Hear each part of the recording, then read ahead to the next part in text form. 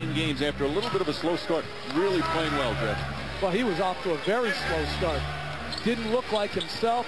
Shot at a very low percentage. Still shooting the ball from 3 at the lowest percentage he shot since he came into the NBA. But you ask Avery Johnson, he says Nowitzki may be having his best year as an all-around player.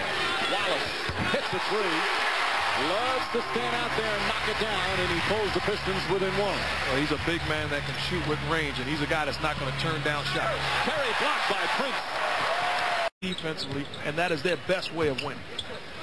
Wallace, another 3. So after a couple of miscues to start, Wallace gives the Pistons their first lead of the afternoon. All-star since, I think, 97 when Sprewell was the last one. He was also the last Knick to be on an all-star team. Billups inside. Maxiell! Oh, right at St. Pierre. There's a way to announce your arrival to the game. Jason Maxiell, who has been a little erratic the last couple of games, slips on his and say maybe hit a little bit of a wall. Boy, that was impressive.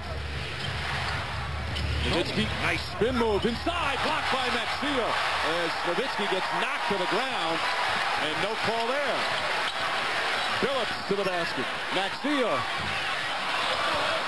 He's fired up. Whatever happened to coming into the game and getting loose? Pistons by 3. Nowitzki very aggressively going to the basket. Nice left hand, can't get it to fall.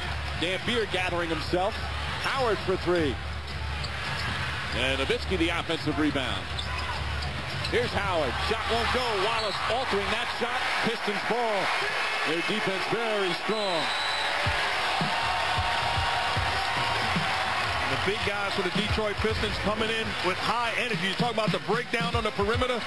Billups to Maxiell. Oh, excuse me. Grown man move. Eric Dampier. Get in my poster.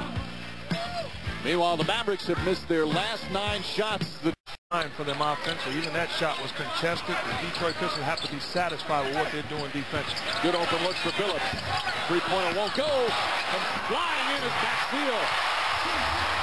Boy, he must have had a good breakfast this morning because he is on fire. Now, how about that coming off the bench? You don't have to.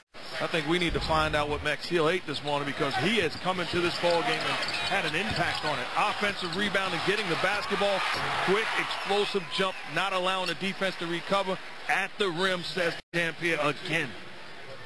And what was interesting was the route he took. He didn't make a straight line to the offensive board. He worked his way through the elbow and then to the rim. Most players will not block out if you come through the free throw line. A very good route by Maxiell to the offensive board. Jason Maxiell, again, one of those guys who's undersized at 6'7" at the power forward. In his 3rd year out of Cincinnati, born in Chicago, grew up in Texas, first-round pick of the Pistons a couple of years ago.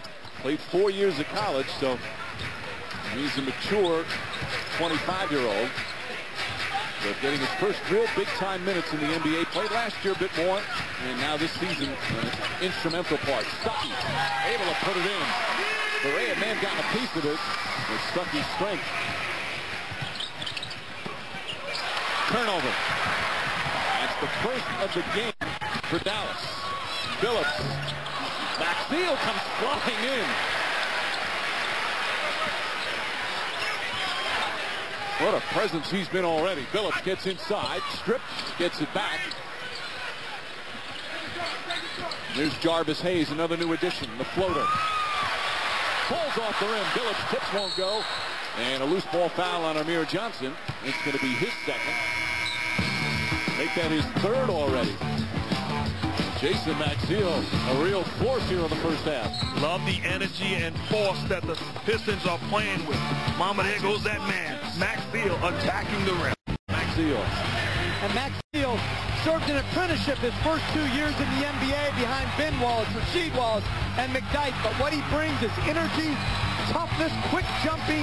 He's a very good rebounder. He's relentless on the offensive glass here as he comes through the elbow, pursuing the ball. Quick jump back up to finish it with the flush. He has really improved this year with more time, more consistent time in the rotation here, averaging 8 points a game on 53% shooting. And you see his numbers. His first year as rookie hardly played. Last year played. A front runners. I mean, okay, I'd probably say Federer. Why not Tiger? And also, I like Tom Brady also. Come on, man. What's he supposed to say? There's some love to just a regular guy doing the job. Wallace knocks down 3, and Detroit goes back up by 4. And I would say there was one thing that Federer... You look at Rasheed Wallace continuing to stretch the defense. You have to keep a body on him because he's the best shooting big man other than Dirk Nowitzki in this league. Hamilton's been quiet, hasn't scored yet. He's their leading scorer. Wallace battles that in. They've had a different leading scorer in each of the past 4 games, and that still is the beauty of this team. They're such an unselfish team. They don't care who gets the points. Rasheed Wallace is first. Well, he's just so long in the low post. When he takes his turnaround jump shot, he's just elevating over everybody. It's not whether you can block it. It's just whether he makes or misses. I really like Rasheed Wallace when he's nasty, when he feels like there's a guy I'm going against that people think is better than me. He has something to prove. That's when he's most dangerous. Bass hits the free throw as we go to Maxiell. Well, I can tell you before the game, Flip Saunders was talking about Rasheed saying, let's hope he gets in the paint. Sometimes he hangs out there on the three-point line too much. It's like he's afraid to go in the paint, like he thinks there's one of those dog fences around it. So we need a cattle prod to get him in there. He's actually, this year, his numbers have been better on the road. He's a guy, and obviously we know all about his emotions. He loves hecklers. They get him fired up. So some hecklers are pretty creative as he knocks down the shot. Well, if that's true, then if I was Joe Dumars and Flip Saunders, I'd hire some hecklers here at home. % from the three-point line this year with that stroke. Really struggled early. It's been a little better, but well below his normal numbers from three-point range. Last year he shot 42 from three-point. That was a career high. Rasheed Wallace. Meanwhile, some changes in the lineup. Brandon Bass is second half on the bench. And the Mavericks just don't have enough perimeter players to be able to attack off the dribble. They're missing Stackhouse. They're missing Devin Harris. They're missing their attack at the rim. And against Detroit's aggressive one-on-one defense, they need more of that dribble penetration. They have not been completely healthy much of the year. As Rasheed Wallace turns and sit down again. Back up there. Avery Johnson, when you ask him about his team, he says, I love the team when we're healthy. He says, I've seen a snapshot this year of when we're healthy, and I like what I see. But they've had various nicks and injuries throughout the course of the year. But they're still 31-14. Nowitzki. And a loose ball foul call against Dampier. Look at it, all started with Chauncey Billups turning down the isolation, getting the ball to Rasheed Wallace. They come back down the floor. He's in a rhythm. He's in a groove. Get him the basketball again. Post move looking like Hakeem Olajuwon fading away.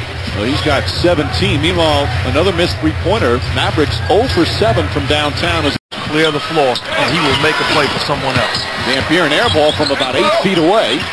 Lost the rebound, gets it back. Hanging in there, stripped, goes back up, left hand, blocked by Wallace. His second block of the game. Make that his third. Here's Prince to the basket. And the lead back up to 8. 14 points for Tayshaun Prince. And this is a hard lineup for Dallas to score with. They don't have any dribble penetration. They've got Brandon Bass playing at the 3. That's a very difficult lineup to try to score with. Rasheed Wallace just turned to Dick Bavetta and said, yes, that's a foul. He agreed with the call. Well, right here, just pounding the board, but it's just, man, it's just a hard unit to score with, and then Prince at the other end getting an easy one. I think Dallas needs another perimeter player on the floor.